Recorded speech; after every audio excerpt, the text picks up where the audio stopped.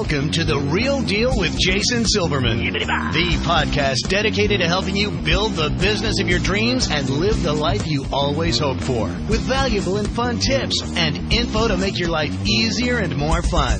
And now, here's your host, a man who sprinkles metal shavings on his breakfast cereal just for fun, Jason Silverman.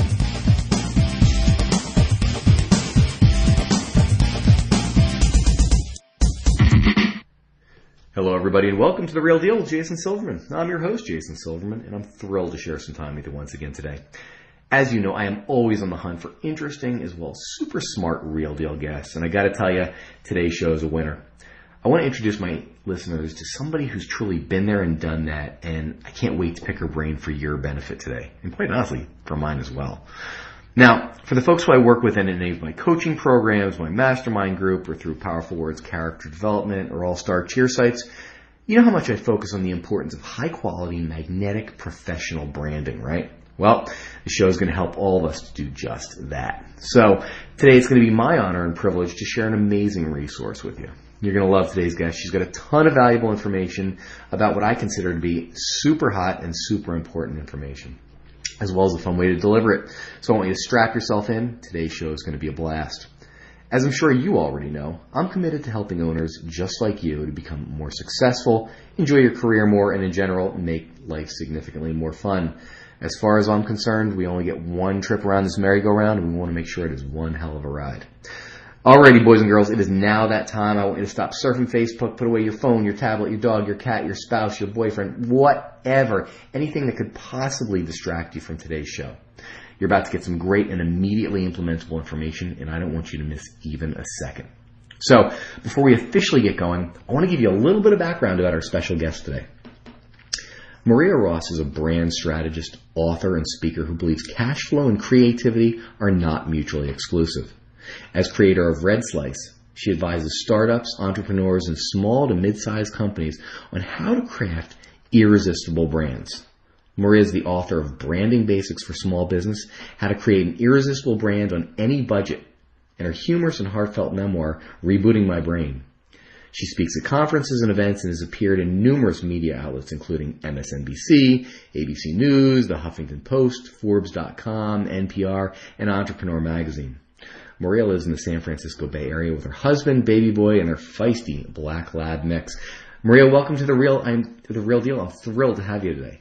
Thanks for having me, Jason. I'm really happy to be here. The honor is mine. So, tell you what, before we get started, for those who haven't yet had the opportunity and pleasure of meeting you or hearing you speak or reading either of your books, do me a favor, take a second, share your story with our listeners. What are you passionate about? What makes you tick? Who is Maria Ross? Well, I'm passionate about storytelling. That's really the theme of everything I've done in my career, my life so far, whether it's helping clients tell their brand story to the world and attract the right clients or customers, whether it's writing through my books. I've been writing stories since I was 6 years old. I really, really enjoy a good story. And I'm also an actress in my spare time. So I enjoy telling stories on the stage or on camera. So I'm really all about the beauty and the joy of telling a good story. And I think that there's a place in business and in, sort of corporate America for us to be able to tell a story and attract the right person or the right client with that story, with that passion, with that purpose. Makes sense. Totally makes sense. Wow. Well, I really want to dive in because there's so much to this, and I feel like you are just an amazing resource for all of my listeners, and selfishly speaking, for myself as well. I'm always looking to improve upon what we do and how we brand, and I feel like this is just going to be a breath of fresh air for everybody. So, oh, great! I'm glad. Well, tell me this. First of all, and let's start really at the basics. Like, what is branding? And as far as a small business is concerned, obviously I know how Disney does it. I understand how Coke does it. From a small business perspective, why is it important? Well, I think that's the big misunderstanding, is that brand is only for the big guys, and that's exactly why I wrote the book Branding Basics for Small Business, because it's not just about spending a lot of money. the truth about branding is that it's about telling your story. What is your story? And if you think of brand like reputation, it's a little bit easier of a pill to swallow, because you're going to have a reputation and a perception in the market, whether you quote unquote try to or not. So branding is all about intentionally getting the authentic, real story that you want to tell out into the world. And you do that in three ways. You do it visually through your logo and your design and your website and colors and all of that. But you also do it verbally and how you talk to people and what is that story that you tell, what language do you use, the tone of the copy, all of that. And then experientially is you've promised something to the world visually and verbally. Now do you deliver upon it? You know, we've all been victims of companies and brands that say they're one thing, but the experience of doing business with them is quite another. You know, companies that say customer service is so important to us, and then you call into their customer service line and you're on hold for 45 minutes on a voicemail maze. So, you know, those are the things you want to avoid. And the beauty is that for a small business, it's actually much easier for you to control, because you're not this big bureaucratic behemoth where you've got to, you know, have 90 different people making a simple decision about what color to put on the website or, you know, what program to put out in the market. So you're much closer to your customer as a small business owner. So it's actually a lot easier for you to create a really connective, irresistible brand if you go about it clearly and consistently. I love that. Folks, do me a favor. If you are listening, if you're listening to this, I want you to pause and I want you to go back and listen to exactly what Maria just said. Because quite honestly, like, we could end right now and you've gotten... All right, good night. And thank you very much. It's been a fun... realistically, you've gotten yourselves a spectacular piece right there. I have one question, you know, and actually I probably have about 40 questions, but do you feel like branding, when you brand appropriately, allows you to position yourself in a manner that allows you to charge what you're actually worth?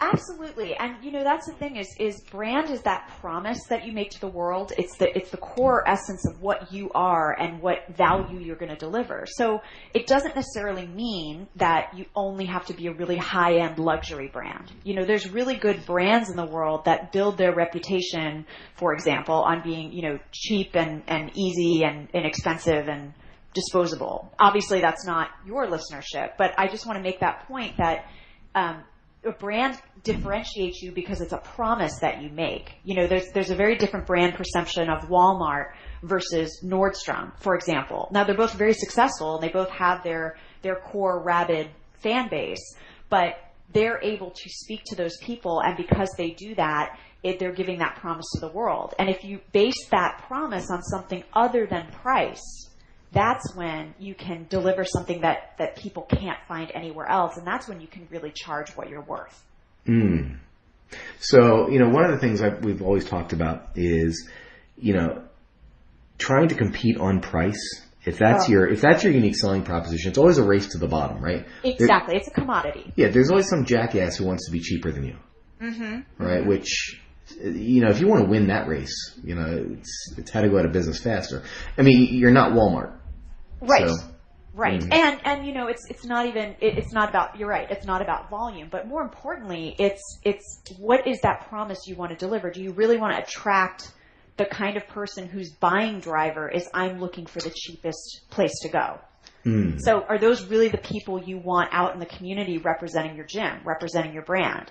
Possibly not. You know, so you have to really think about pricing decisions that you make and be very careful with. You know, obviously we can offer promotions and we can offer discounts and we can offer things like that, but we have to be very careful how we do that, because we can fall into a trap of that becomes our brand. And then people start to equate us with being the lowest cost solution out there. And that means a whole bunch of other things in terms of other brand attributes about the quality and the, you know, value and all that stuff. So you kind of don't want to get caught in that trap. If you're really trying to build a brand that you can charge what you want for, it's got to be built on other benefits other than the lowest price. Let's talk about that for a second, because you and I started having this conversation before even the podcast started, and I was like, you know, fumbling to turn the recorder on because there was good stuff there. You know, talk a little bit about messaging, because I think that's what we're starting to head into here. As far as if you're not competing on price, what does that mean? Well, you have to figure out what you want to be known for. So I often talk about brand in terms of what mental file drawer do you want people to place you in their brains. So we can think of lots of brands. We can think of Porsche versus Honda, or like I said, Walmart versus Nordstrom. And we immediately put those companies and those brands in certain file drawers in our brain. And that's because they've done a very good job, those kinds of companies, of being clear and consistent in their messaging in terms of what they promise with their product or service. So you have to intentionally make a decision about what do I want to be known for in the community? Who am I talking to in the community? Who am I trying to reach and convince and create a relationship with?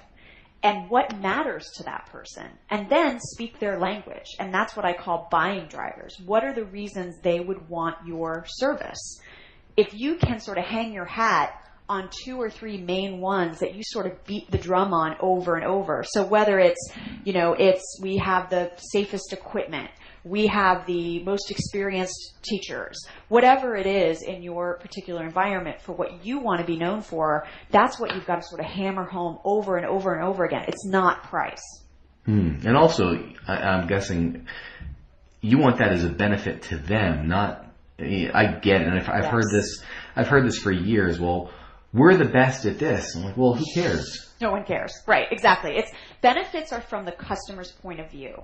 A benefit is not what you do, provide, or sell. It's what the customer gets. And the best example I've found over my, 7 years of doing this under the banner of Red Slice is, to explain this to people, is think about a car company who is talking about ergonomic safety belts and the most state-of-the-art airbags. And they offer, side protection airbags. Great.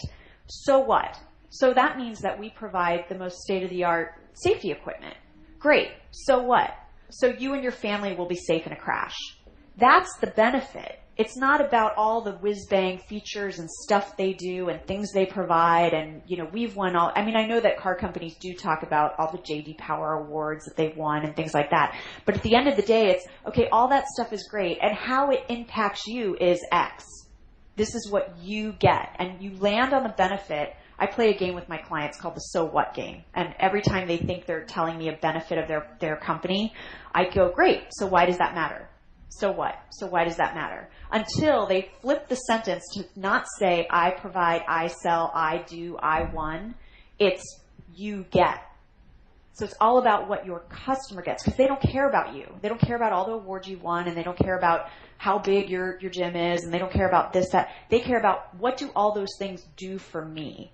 So it's about flipping that to say why it's relevant to them and why they should care. That's brilliant. Absolutely brilliant. I want to ask just a subtle shift here.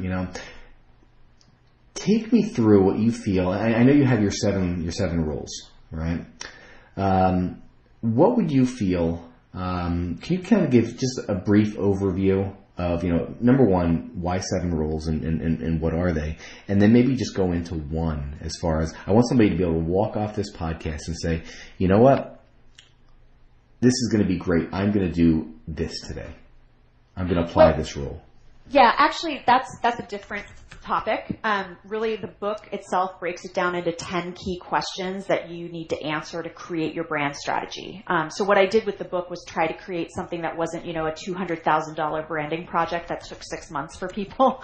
But it's really about, if you can break it down and answer these 10 questions, you can create your brand strategy that will inform more effective marketing, that will attract more of the right people to your business, that will increase buzz for your business in the media or in the press.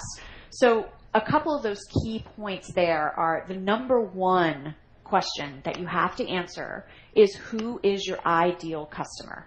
Because the truth of the matter is, not everybody who needs your service is your customer. And I know that comes as a shock to some small business owners. Well, I'm an accountant, so anybody who needs accounting services needs me. And that's not true, because if you think about it, Porsche and Honda both sell cars. But you cannot honestly say they sell to the same person. because they're speaking to different benefits. They're speaking to different buying needs. Honda is speaking more to people who want safety and reliability. Porsche is speaking more to people who want, something that is exclusive and high performance and fast. So there's different reasons people buy. So that means they're different buyers. So you need to think about who your ideal customer is. And it's a mix of who you want to represent your brand. You can sort of start there. Like if I could look in the community and take one of my current clients or customers right now that is like, if I could have 100 more people like them, my business would be great. You can base a profile on that person, but you have to be very specific. It's not about, I attract women between the ages of 25 and 60. Like that's not going to help you pinpoint your marketing at all. But an ideal customer profile is, who is Jason? He lives in Redmond, Washington. He's 42 years old. He has 2 kids and he's married. Create a character sketch of the 2 or 3 different types of customers that you want to attract. And what this will do for you, it's amazing what it'll do for you. It kind of seems goofy when you go through it at first, but as you get going and you think about what TV shows do they watch? What magazines do they read? What keeps them up at night? What do they want for their kids? What's their passions? What are their interests? The more real you can make this person, the more you can start to see marketing opportunities and ways to talk to them that are going to connect better, because you'll be talking to a real person rather than trying to talk to anybody who needs a gym or anybody who's looking for, a cheer club. So you really want to be specific with the types of people that you want to attract. And again, go back to that car analogy, or you can think of, a wine wine brands. Think about how they're selling the same thing, but they're selling to different people. Who are your people? That's the most important fundamental marketing question you can answer, because everything else is just a shot in the dark if you don't know who you're talking to.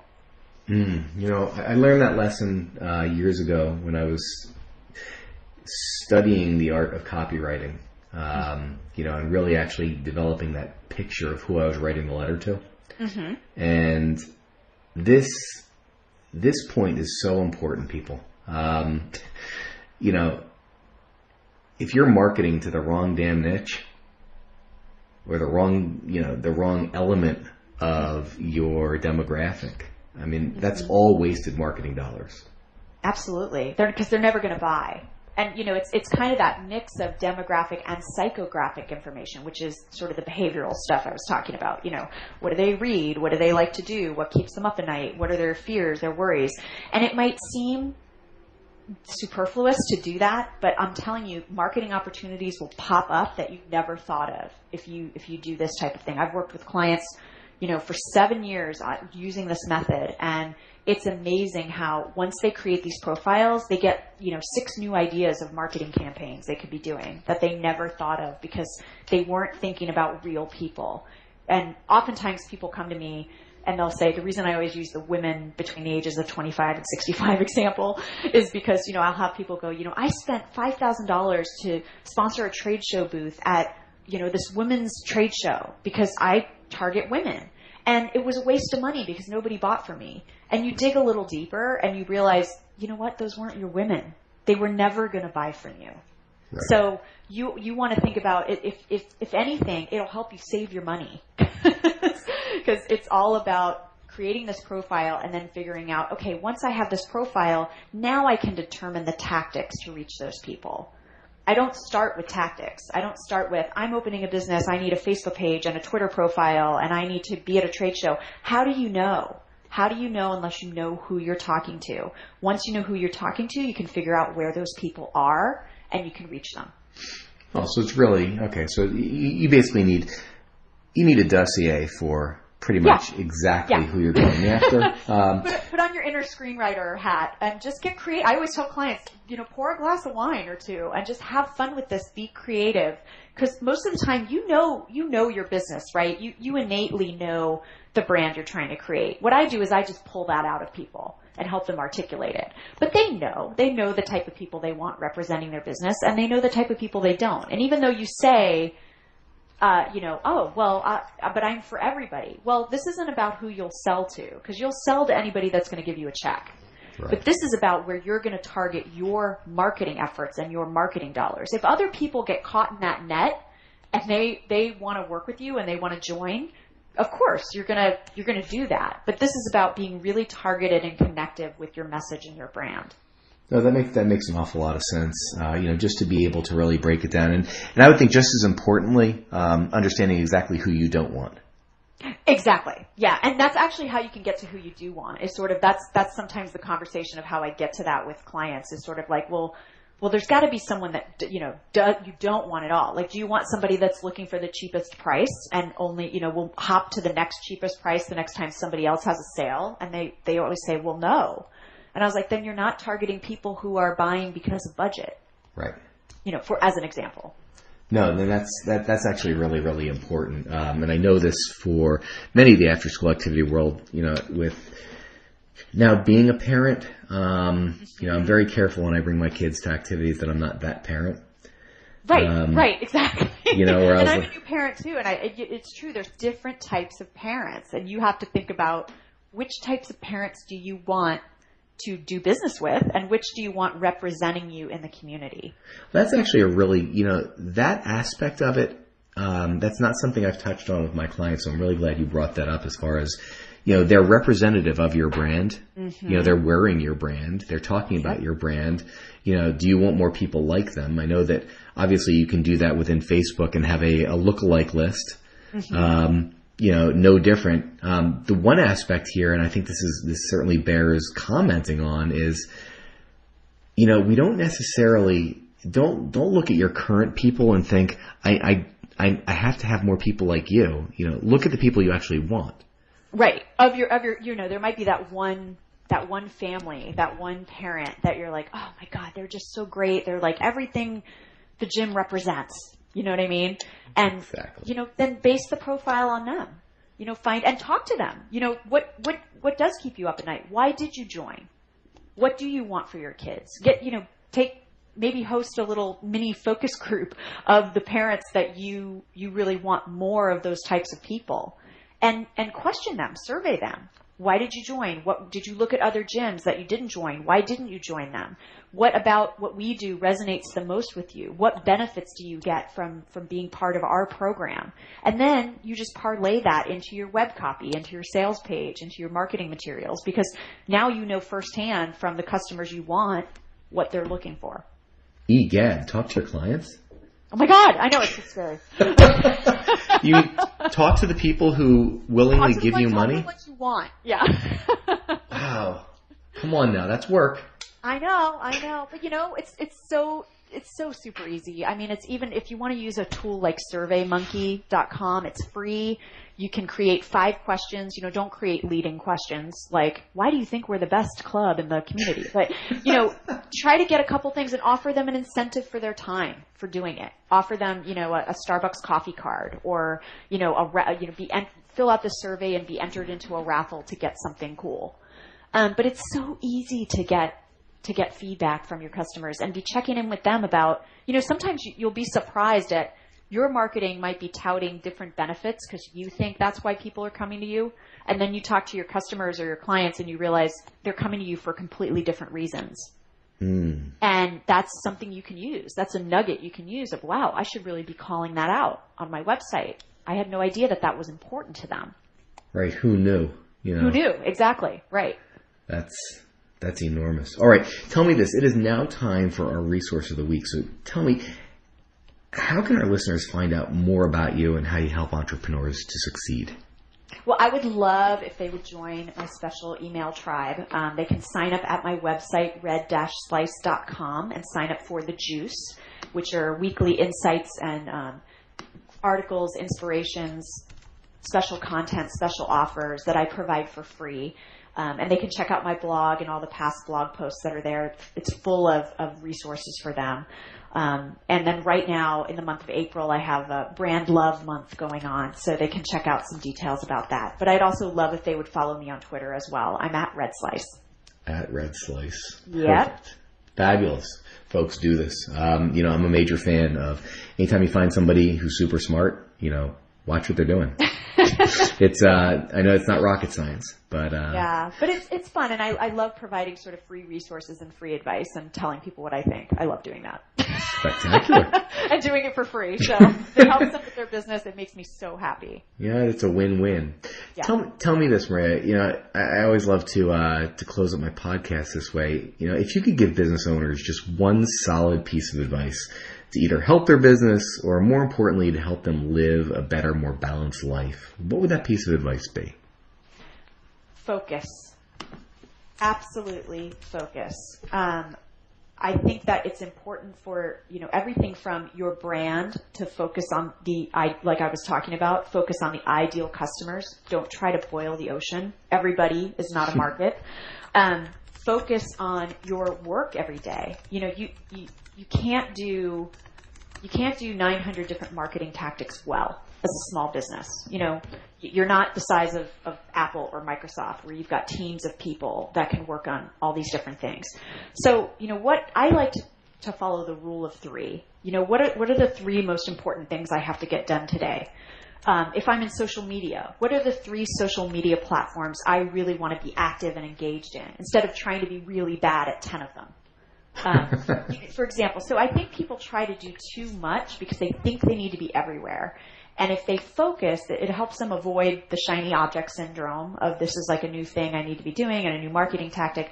But it also just helps you manage your life and manage your work so you're not so manic and overwhelmed. And, I learned that lesson really powerfully personally when I recovered from a brain injury several years ago. I just couldn't multitask the way that I used to. And it was actually a blessing because it is really all about focus and prioritization. Work-life balance, quote unquote, is a myth because you can't actually keep everything at, 12.5%. You have to know that things ebb and flow and that you're going to have to prioritize certain things at certain points and other things are going to fall to the back. And then at other times, those things in the back are going to come to the front. And it's the same thing with running your business. It's the same thing with marketing and branding. It's the same thing kind of with living your life, is that you just need to figure out where your priorities are and where you want your focus to be. Wise words. I love this. Maria, thank you so much for joining me today. I know how busy your schedule is, and I really appreciate you sharing some of your time and some of your wisdom with us. Well, thank you. It was really fun talking to you. Absolutely. Folks, actually, this hits me. Let me, now that we've gotten through and you've heard some really great stuff, I'm going to challenge you this. For those of you who are on Twitter, do me a favor. Post up, comment up on Twitter that you have just listened to this podcast and the one action you are going to take. Make sure you tag at Red Slice as well as at Jason M. Silverman. And what we'll do, Maria, if you're open to it, is let's pick a winner and we'll send you a book. That sounds fabulous. I would love that. Perfect. Yeah, and if you want me to give you an assignment, create your ideal customer profiles. Create just 2 or 3, not 20, but or start with 1 and just create sort of that perfect person that if you could fill your gym or fill your program with people like that, who are these people? What do they do? What is their life like? What do they enjoy? For me, for my business, my ideal customer profile, I even have they enjoy red wine, that they have, kind of a quirky sense of humor. Those are all things that help me create programs and copy and marketing that really speaks to those people. So I'd love for you to have that benefit of an ideal customer profile. Perfect. You guys, you hear it first. Take some action on that. You may just win yourself an awesome book that you should read and reread again and dog your hell out. All right. And I'm happy to send it to you signed. So fabulous. Get to work. Get to work, peeps. All right, folks, that is all the time we've got for today. Thanks so much for tuning into The Real Deal with Jason Silverman. For more information about private coaching or to see if you'd benefit from one of our mastermind groups, visit me over at www.jasonmsilverman.com. I look forward to helping you achieve the success that you truly deserve. Until next time, let me leave you with this. Get out there and be the real deal. Set a goal, make a plan, work like hell towards it, and achieve the success that's waiting for you. Now's the time. Get out there and make it happen, people. Go get them.